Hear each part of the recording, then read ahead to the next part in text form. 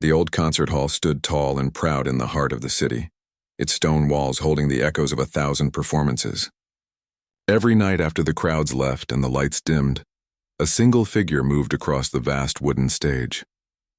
This was Miguel Alvarez, a man who had cleaned this same stage for almost 10 years. Tonight was no different. Miguel pushed his cleaning cart through the backstage door at exactly 11:30 p.m., just as the last audience members were filing out into the cool evening air. He nodded at the security guard, a friendly older man named Tom who always saved half a sandwich for Miguel. "Good show tonight," Tom said, handing over the wrapped sandwich. The soprano hit notes that could break glass. Miguel smiled and took the food gratefully. "Thanks, I heard some of it from the hallway. Sounded beautiful." As Tom headed out for his rounds, Miguel made his way to the stage.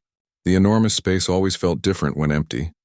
Bigger somehow, but also more personal, as if it belonged just to him. The famous Metropolitan Opera House, all his for a few quiet hours each night. He started with the usual routine, sweeping the stage, collecting forgotten programs, checking between seats for lost items. His movements were efficient, practiced. Each night, the same dance of brooms and dusting cloths across floors and surfaces that had felt the footsteps of the world's greatest performers. When he reached the grand piano sitting center stage, Miguel slowed down. The magnificent Steinway gleamed under the single work light left burning above. This was always his favorite part of the night. He carefully wiped down the sleek black surface, taking extra time around the gold lettering. The piano looked almost alive in the dim light, waiting for hands to bring it to life. Miguel glanced around. The building was silent now. Tom wouldn't be back this way for at least an hour. He set down his cleaning cloth and slowly lifted the cover from the keys. The perfect white and black pattern looked up at him like an old friend. His fingers hovered over the keys for just a moment before he sat down on the bench.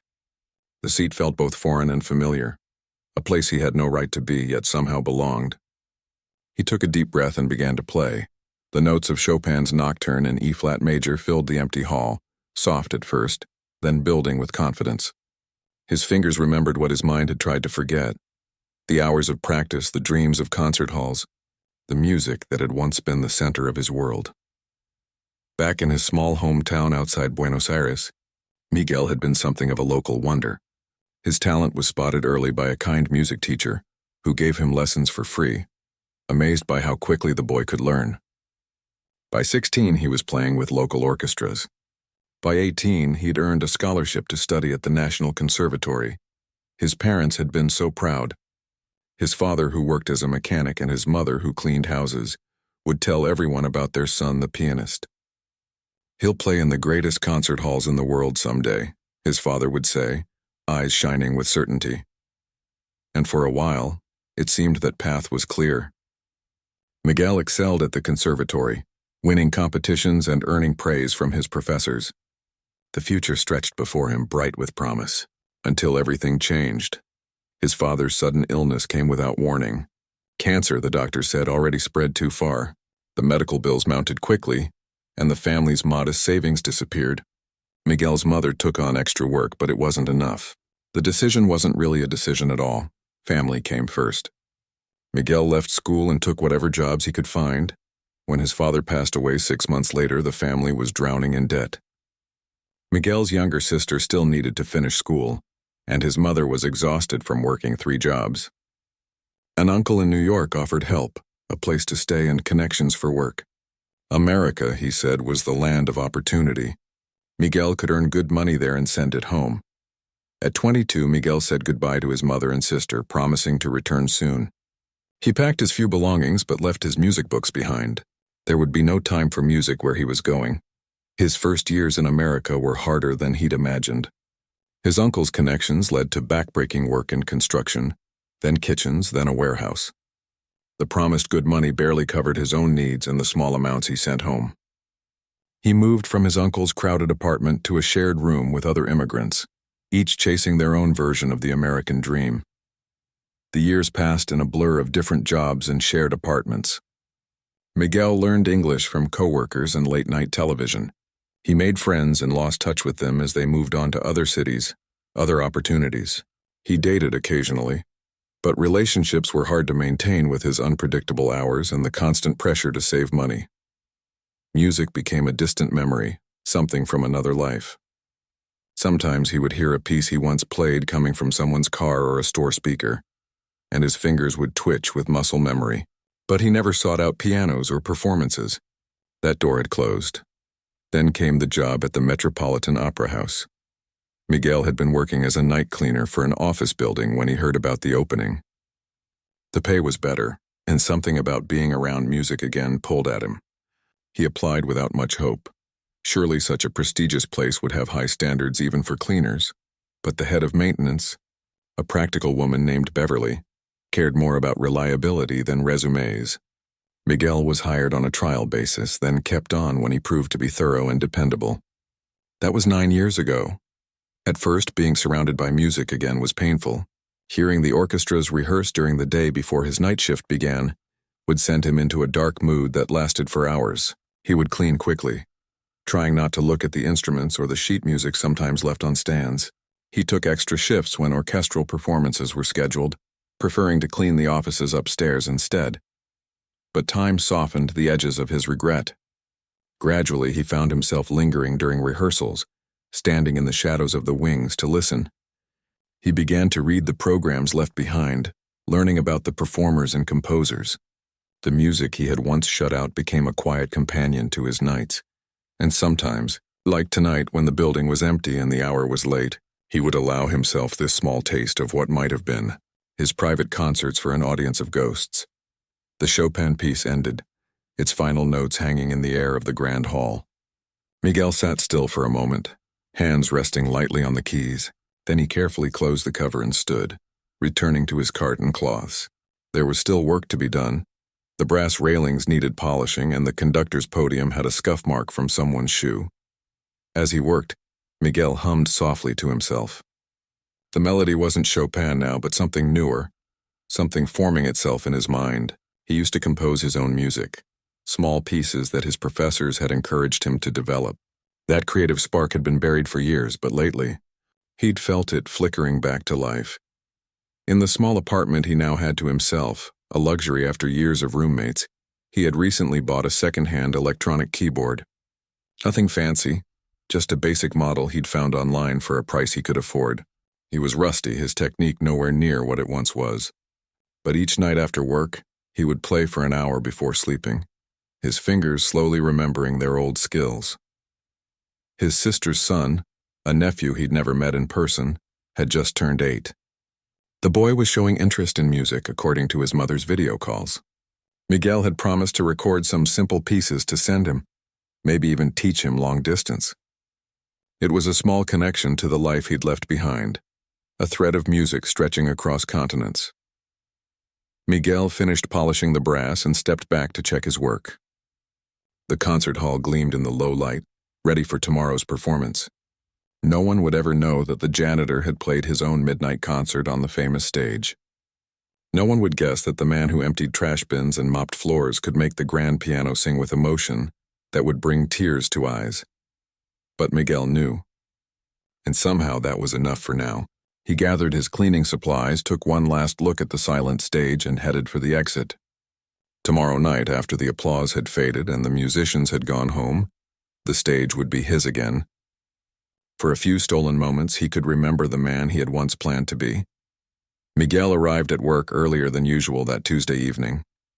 A heavy snowstorm had been predicted, and he wanted to finish his shift before the worst of it hit. The weather report said the city might get up to 10 inches overnight, and the thought of fighting through that to get home made him hurry his steps. The Metropolitan Opera House looked magical in the light snowfall, its grand windows glowing against the darkening sky.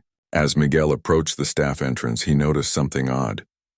The door was propped open and voices spilled out into the cold air, loud, stressed voices. He slipped inside, stomping snow from his boots. The backstage area buzzed with unusual activity for this time of evening. Stagehands rushed back and forth, phones rang, and somewhere, a woman was speaking rapidly in what sounded like Italian. "Miguel, thank goodness you're early." Beverly, his supervisor, appeared from around a corner. Her normally neat gray hair stuck out in stressed tufts, and she clutched a walkie-talkie in one hand. "We've got a situation," What's happening? Miguel set down his lunch bag, already reaching for the cleaning cart. Beverly ran a hand through her hair, making it stand up even more. Valentini has canceled. Food poisoning, they're saying. The whole place is upside down. Miguel blinked, taking a moment to process this. Antonio Valentini was the evening's star performer, a world-famous pianist known for his dramatic interpretations of classical and operatic pieces. Tonight's show had been sold out for months. They're going to cancel the show? He asked.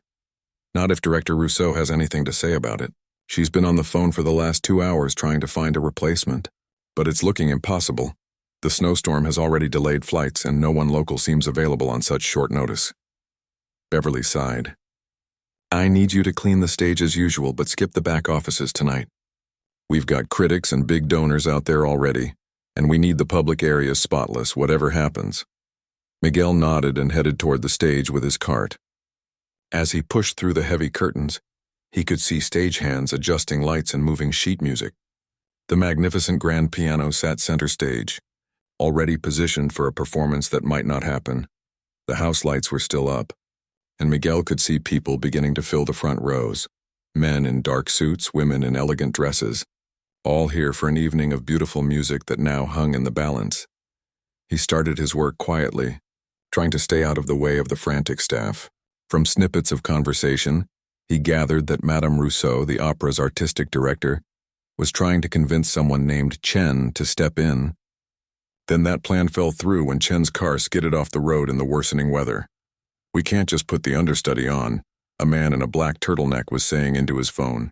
This isn't Broadway. There is no understudy for a solo piano recital. Miguel swept and polished, working his way gradually toward the piano. The beautiful instrument seemed to wait patiently amid the chaos, untroubled by human problems. He ran his cloth gently over its surface, wiping away invisible dust.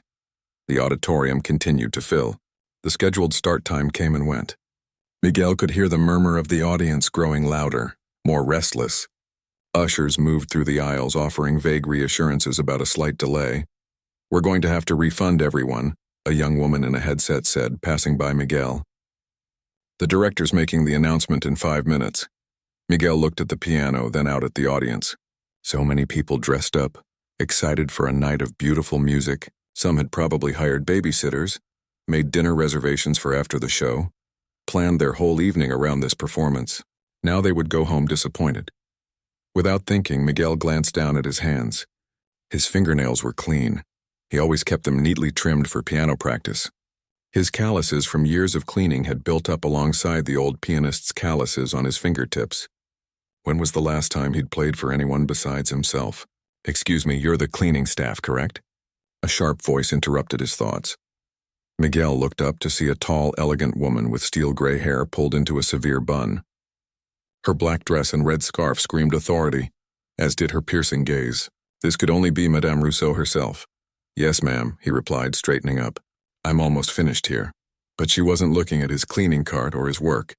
She was looking at his hands on the piano, her head tilted slightly.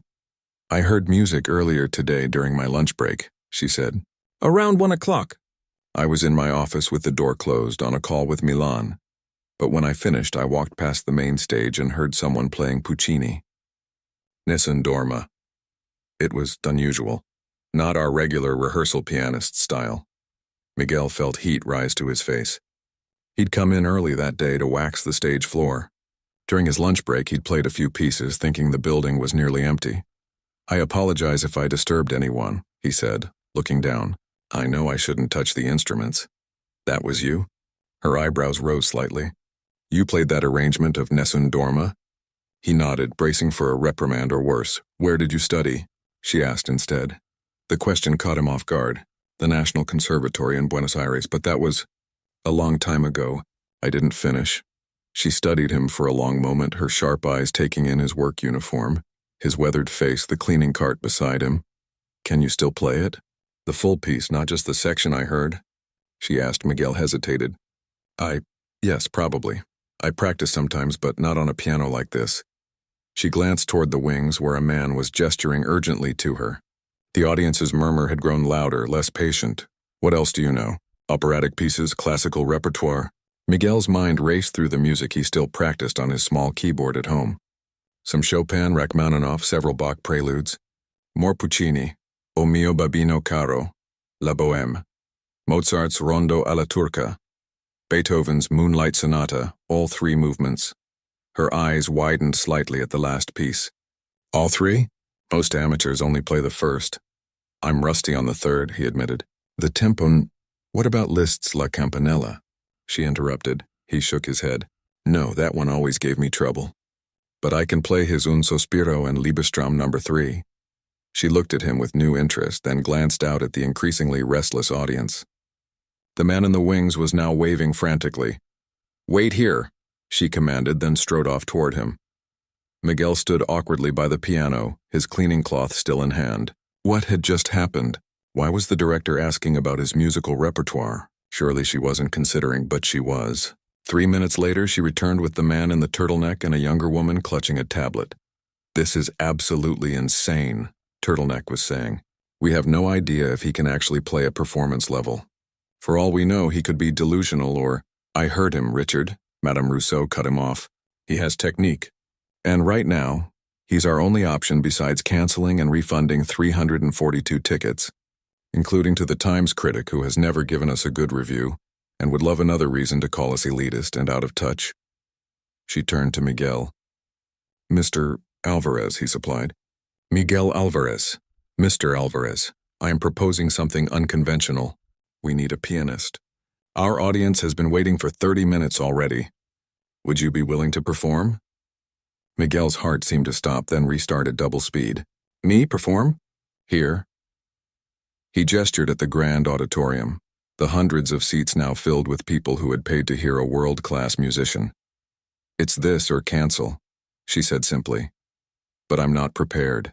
I haven't practiced on a real piano in years. And my clothes. He looked down at his gray work uniform with the Opera House logo on the pocket.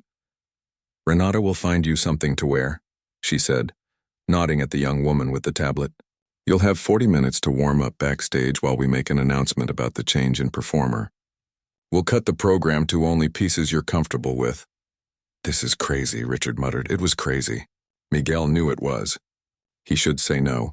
He should explain that playing alone in an empty hall was completely different from performing for hundreds of people, that his hands would shake, that he might freeze, that he could embarrass himself in the opera house.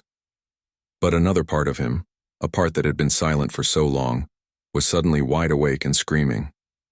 A chance to play on that stage, on that piano, a chance to perform the music he'd kept alive in his heart through all these years of mops and buckets. Okay, he heard himself say.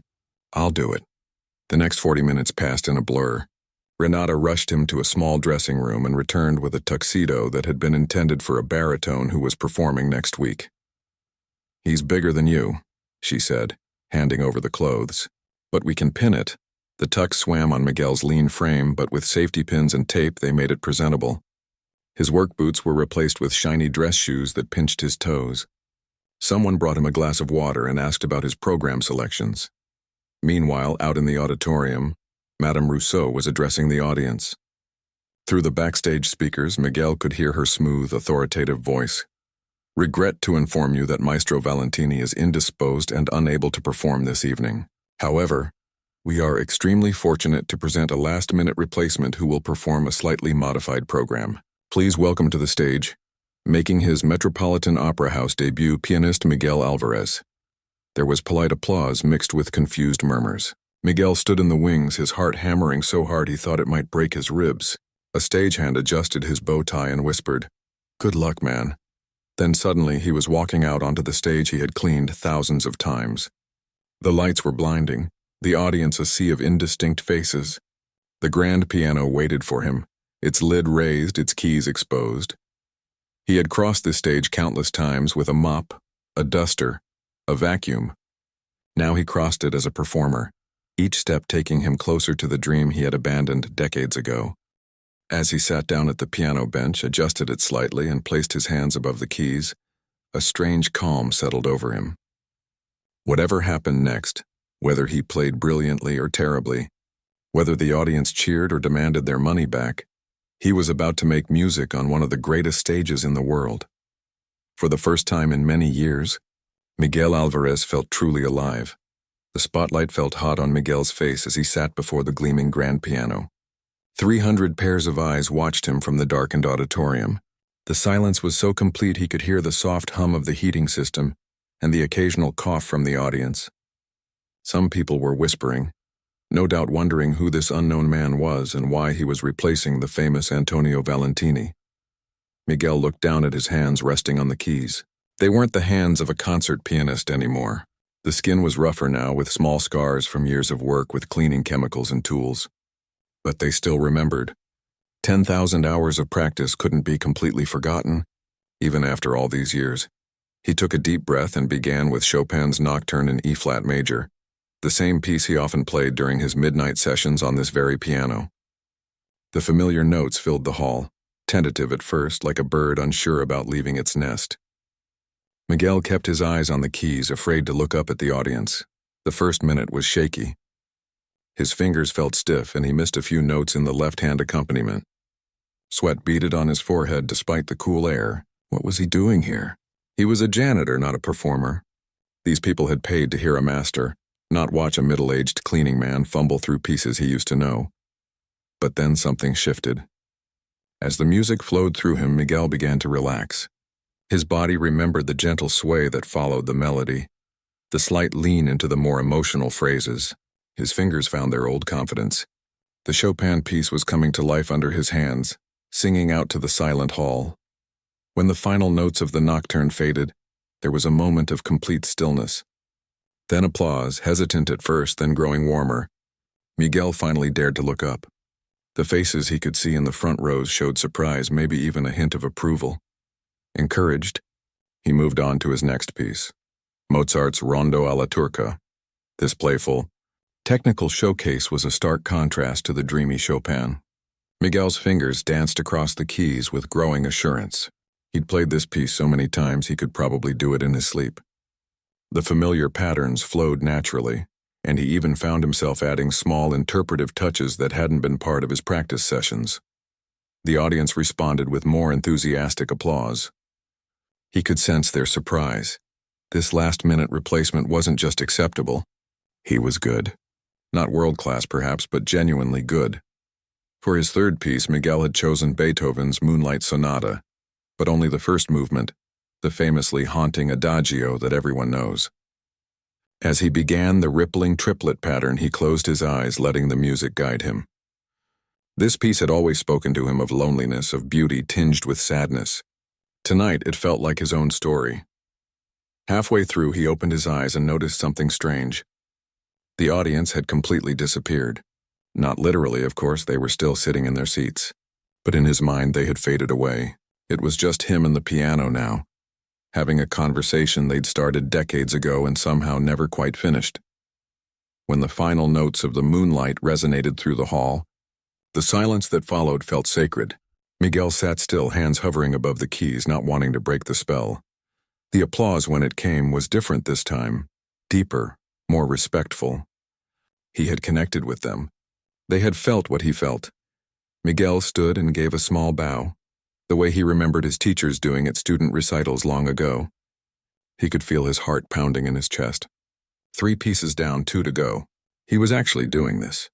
He was performing at the Metropolitan Opera House. As he sat back down at the piano, Miguel made a split-second decision. He had planned to play Liszt's Liebestraum next, a romantic piece well within his technical abilities. But now, with growing confidence and the piano responding so beautifully to his touch, he decided to risk something more challenging.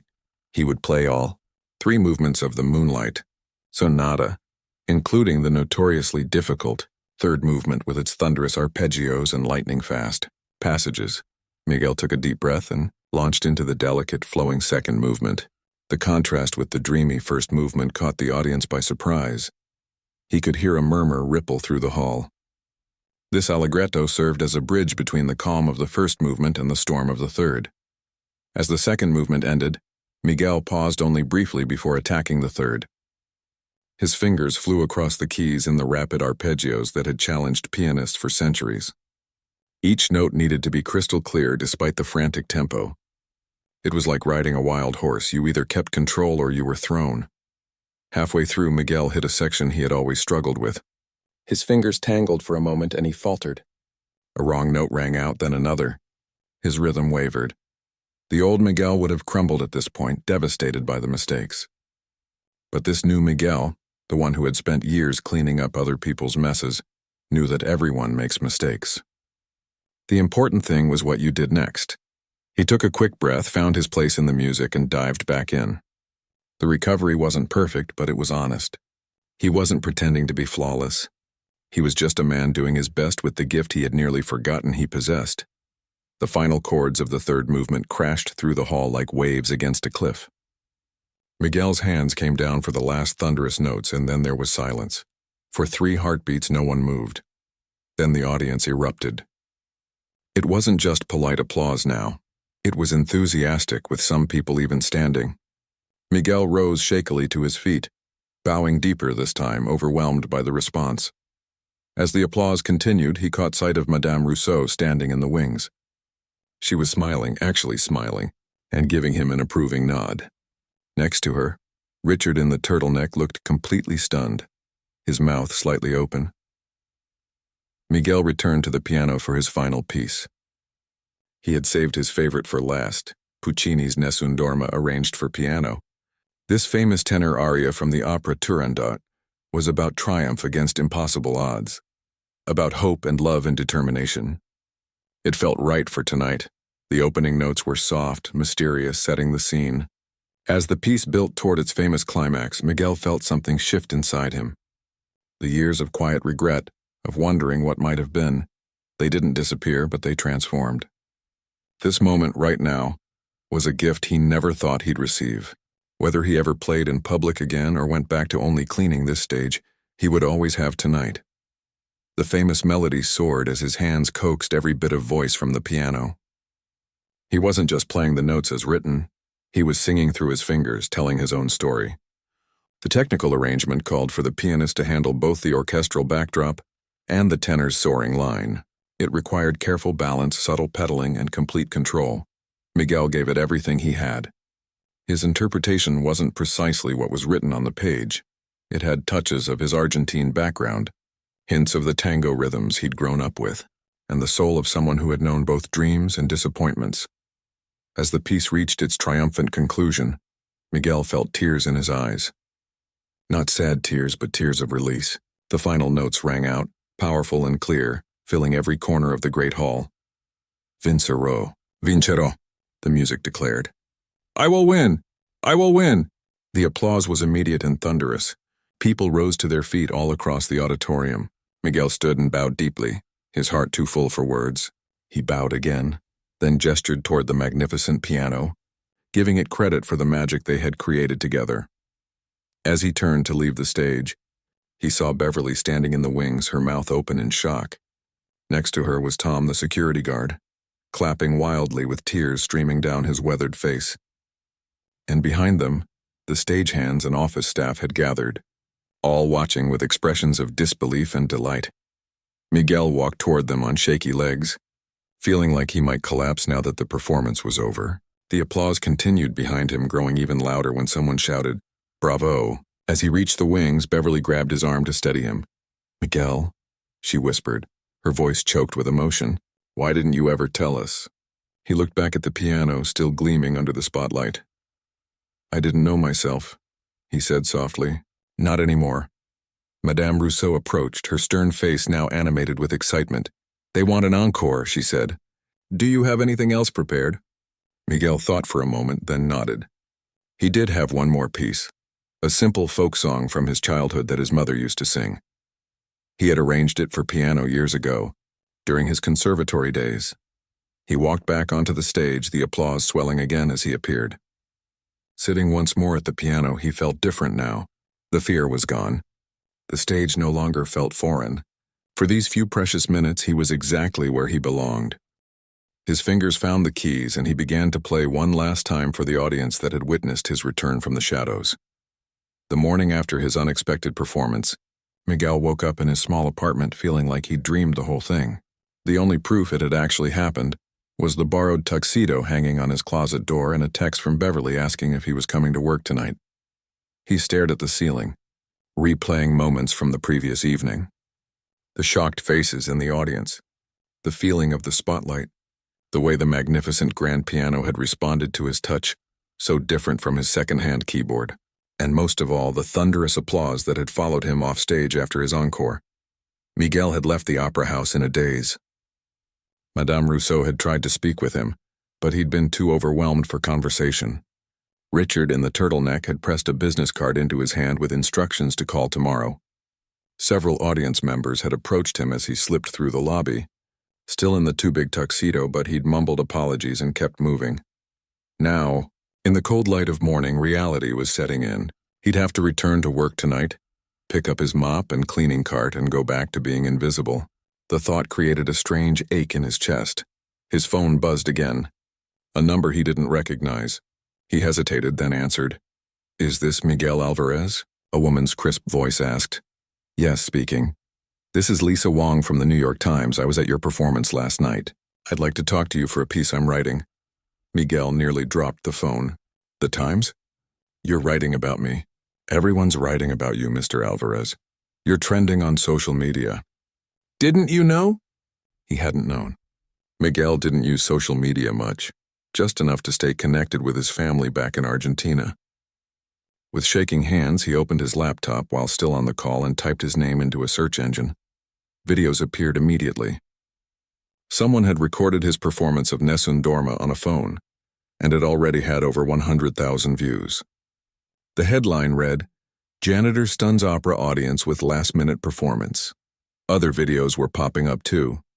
Comments scrolled by too fast to read. People were sharing the video with messages like, "You have to see this," and "Most inspiring thing I've watched all year." "Mr. Alvarez, are you still there?" The reporter's voice pulled him back. "Yes, sorry. I'm just surprised. I'd like to interview you about your background, your training, how you ended up cleaning the same stage you performed on last night. Your story is remarkable." Miguel glanced at the clock. It was barely 8 a.m., and his world was already changing faster than he could process. "Can I call you back? I need some time to think." After hanging up, he sat at his small kitchen table trying to make sense of what was happening. The phone rang again. This time it was Richard from the opera house. "Madame Rousseau wants to meet with you," he said without preamble. "How soon can you come in?" By noon, Miguel had spoken with 3 reporters, ignored dozens of calls from numbers he didn't recognize, and received excited messages from friends who had seen the videos. His sister had called from Argentina, crying and laughing at the same time. His nephew, the 8-year-old he'd never met, had gotten on the phone to tell him he wanted to learn piano, just like Uncle Miguel. The snow from last night's storm had stopped, leaving the city blanketed in white. Miguel walked carefully along the cleared sidewalks toward the opera house. He changed clothes 3 times before settling on his nicest button-up shirt and the only pair of dress pants he owned. Not fancy enough for the Metropolitan Opera House in daylight, but better than showing up in his work uniform. The security guard at the stage door did a double take when Miguel approached. "Hey, piano man, you're famous now." He held up his phone, which showed the viral video of Miguel playing. Inside, the atmosphere was electric. People who had never spoken to him before stopped to congratulate him. A group of dancers from the ballet company applauded as he walked by. Someone from the costume department told him they'd watched the video at least 10 times. Beverly met him halfway to Madame Rousseau's office, her face a mix of pride and bewilderment. "The phones haven't stopped ringing," she said. "Everyone wants to know about you." She led him to a large conference room instead of the director's office. Madame Rousseau was already there, along with Richard and several people Miguel didn't recognize. "Mr. Alvarez," Madame Rousseau said, gesturing to an empty chair. "Please join us. The next hour was surreal." The strangers turned out to be the opera house's publicity director, a lawyer and a representative from a major record label who had somehow already gotten involved. They talked about unprecedented social media response, opportunities for future performances, and potential recording contracts. "Last night's video has been viewed over 500,000 times," the publicity director said, showing Miguel her tablet screen. "People are calling it the feel-good story of the year. The janitor with the soul of a concert pianist." from cleaning the stage to commanding it. The headlines write themselves, Miguel struggled to follow the conversation as it swirled around him, terms like exclusive rights and media, training and preliminary contract. Madame Rousseau seemed to sense his overwhelm. Perhaps we should give Mr. Alvarez a moment, she said, nodding toward the door. The others took the hint and filed out, leaving Miguel alone with the formidable director. When the door closed, she studied him with those piercing eyes. You didn't finish at the conservatory in Buenos Aires, she said. It wasn't a question, no, family problems. My father got sick and there was no money. She nodded slowly. Your technique shows the gap in your training, but your musicality... She paused, searching for the right words. I've been the artistic director here for 16 years. I've heard the greatest pianists in the world perform on our stage. Many had flawless technique but lacked what you have. Which is what? Miguel asked. Soul, she said simply. The ability to make people feel something. You play like someone who has lived, who has lost things, who understands what the music is saying beneath the notes. Miguel looked down at his hands, unsure how to respond to such unexpected praise. You have options now, Madame Rousseau continued. The record company is serious. They're talking about a recording contract, a tour of your story. The publicity would be good for the opera house too. We're already seeing a spike in ticket sales for upcoming shows. And my job? Miguel asked. I'm still the janitor here, right? A smile flickered across her face. That's entirely up to you. But I don't think you'll have time for cleaning if you accept even half the opportunities coming your way. The reality of what was happening finally began to sink in. This wasn't just one magical night. This could be a complete change in his life's direction. A second chance at the dream he'd abandoned decades ago. I don't know if I'm good enough, he admitted. Last night was special, but I'm not a professional. My technique is rusty. I made mistakes. All fixable with coaching and practice, she replied. The question is, do you want this? Because once we walk out that door, things will move very quickly. The story is already bigger than just our opera house. Did he want this? Miguel closed his eyes, thinking about his small apartment, his simple life, the years of quiet acceptance. Then he thought about how it felt to play for an audience again, to bring music to life, to be seen and heard instead of being invisible. Yes, he said, opening his eyes. I want this. The next few hours passed in a whirlwind. He signed preliminary agreements, posed for professional photographs, and recorded a short interview for the opera house's social media accounts. Someone brought him lunch, which he barely tasted. People kept showing him new comments and shares of his videos, which had now spread to international news sites. By late afternoon, he found himself sitting at the grand piano on the empty stage, just as he had so many nights before. But this time, he wasn't stealing a moment to play between cleaning tasks. This time he was there officially, with Madame Rousseau and a renowned piano coach listening as he played through pieces for a potential debut program. Your left hand gets muddy in the faster passages, the coach commented, and your pedaling needs refinement. But we can work with this. How many hours a day can you practice? Before Miguel could answer, his phone buzzed with a text from Beverly. Channel 4 news crew outside asking about you. What should I tell them? Reality crashed back in. The outside world was waiting, curious and hungry for his story. Reporters, cameras, social media, contracts, expectations, it was all happening so fast. Too fast. Miguel stood up from the piano, suddenly needing air. Excuse me, he mumbled and walked quickly toward the wings. He found his way to a small storage room where cleaning supplies were kept, a place he knew well. The familiar smell of floor polish and window cleaner was oddly comforting. He sat on an overturned bucket and put his head in his hands. What was he doing? He was a 48-year-old janitor with calloused hands and an unfinished music education. He'd spent more years cleaning this opera house than he had spent studying piano. Could he really step into a spotlight meant for professionals who had dedicated their entire lives to music? The door creaked open and Beverly peered in. Hiding? She asked gently. Miguel looked up with a rueful smile. Trying to. She came in and closed the door behind her. For a moment, they sat in silence among the mops and brooms. You know, Beverly said finally, I've been head of maintenance here for 12 years. I've seen directors come and go, watched divas throw tantrums, seen careers made and broken. But I've never seen anything like what happened last night. I'm not sure I'm ready for all this, Miguel admitted. Beverly nodded thoughtfully. Maybe you're not. Maybe no one would be. But ready or not, it's happening. She looked at him with kind eyes. The question is, what do you want to happen next? It was the second time today someone had asked what he wanted. For so many years, what he wanted hadn't seemed to matter. Life happened and you adjusted. You found small joys where you could and made peace with the rest. But now suddenly he had choices. Real choices about his future. I want to play, he said slowly. I want to see if I can be better than I was last night. I want to make my family proud, especially my nephew. I want my mother to see me perform before she... He couldn't finish the sentence. Beverly squeezed his shoulder. Then that's what you should do. But I'm scared, he admitted. Of course you are, she said matter-of-factly. Anyone would be. But Miguel, think about it. What's the worst that could happen? You try and it doesn't work out. Then you come back to your mop and your quiet life. You'll still have had this amazing experience. She stood up and offered him her hand.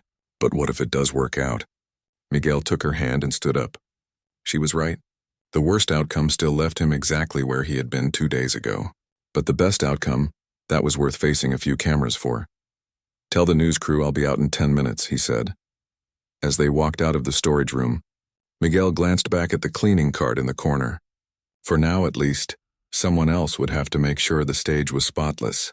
He had a different job to do. 1 year later, Miguel stood in the wings of Carnegie Hall watching as the audience filed in. Every seat was sold out.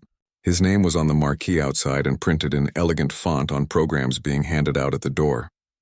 His debut album, From Shadows, had been released last month to glowing reviews. And tonight, he would perform his first solo recital in one of the world's most famous concert halls. 5 minutes. Mr. Alvarez, a stagehand whispered, handing him a bottle of water. Miguel nodded, his throat too dry to speak. A year of intensive training, practice, and smaller performances had led to this moment. He'd worked with top piano coaches, spending 8 hours a day rebuilding his technique, expanding his repertoire, and learning to handle the pressures of performing. But nothing quite prepared you for Carnegie Hall. He glanced down at his perfectly tailored tuxedo, so different from the oversized borrowed one he'd worn that first night. His hands, once rough from years of cleaning, were now carefully maintained, though he'd refused the hand model treatments his publicist had suggested. Those calluses had been earned, both at the piano and with a mop. He wouldn't erase all traces of his journey. So much had changed in a year. The viral video of his Metropolitan Opera performance had eventually reached over 20 million views. He'd appeared on morning shows, been profiled in major magazines, and even played at the governor's mansion. People were drawn to his story. The janitor with a hidden gift, the dream deferred but not forgotten, the second chance that came out of nowhere. But the attention had brought challenges too. Critics questioned whether he was truly talented or just a feel-good story. Some classical music purists dismissed him as a novelty act. Every performance was scrutinized not just for its musical quality but for proof that he deserved the opportunities he'd been given. Miguel took a deep breath, trying to calm his racing heart. Tonight's program was ambitious, pieces by Chopin, Rachmaninoff, and Beethoven, ending with his now signature Puccini arrangement. The critics would be watching, ready to declare whether his fairy tale story had a happy ending or if he'd reached beyond his abilities. His phone buzzed softly in his pocket. A text from his mother in Argentina. Your father is watching from heaven. We are so proud. Play with your heart. She was watching a live stream of the concert with his sister and nephew, now 9 years old and taking piano lessons inspired by his uncle. 3 months ago, he'd flown them to New York for his performance at Lincoln Center. It was the first time he'd seen his mother in person in almost 20 years. She'd aged so much, her hair now completely white, her hands gnarled with arthritis. But her eyes had filled with tears of joy when she saw him walk onto the stage in his tuxedo. Afterward, she'd held his face in her hands and said, Your music was always inside you. It just waited for the right moment. 2 minutes, the stagehand whispered. Miguel nodded and put his phone away. He closed his eyes and thought back to that snowy night a year ago when everything changed. He'd been so terrified, so certain he would fail. And yes, he had made mistakes during that performance, but he'd also connected with the audience in a way that even technically flawless pianists sometimes failed to do. His coach had emphasized this during their work together. Your technique we can improve, she'd said. But that ability to make people feel something, that can't be taught. The house lights dimmed and the audience quieted. This was it. Miguel took one last deep breath and walked onto the stage, blinking in the bright lights. The applause was immediate and warm. Some people even stood, already fans from his viral videos or previous performances. He bowed, then settled at the piano bench, adjusting it slightly. The magnificent Steinway waited, its lid raised to project the sound to the furthest corners of the hall. For a moment, Miguel let his fingers rest lightly on the keys, feeling their cool smoothness. Then he began to play. The program started with Chopin's Ballad No. 1 in G minor, a piece that told a story through its dramatic shifts from gentle lyricism to passionate intensity. As his fingers moved across the keys, Miguel felt the familiar transformation happening.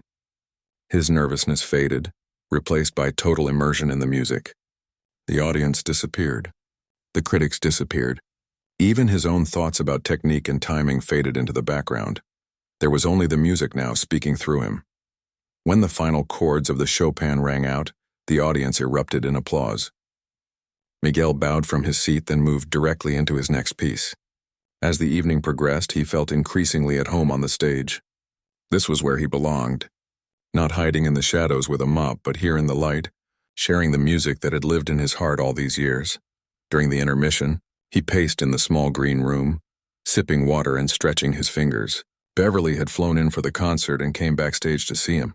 "How does it feel?" she asked, straightening his bow tie with the same motherly care she'd shown when he was on her maintenance staff. "Like a dream," he admitted. "I keep thinking I'll wake up back in my old apartment, getting ready for my night shift." She smiled. "No night shift tonight, piano man. Just the music." When he returned to the stage for the second half, Miguel felt a new confidence. The program built toward his final piece, the Nessun Dorma arrangement that had first caught Madame Rousseau's attention and later captivated millions online.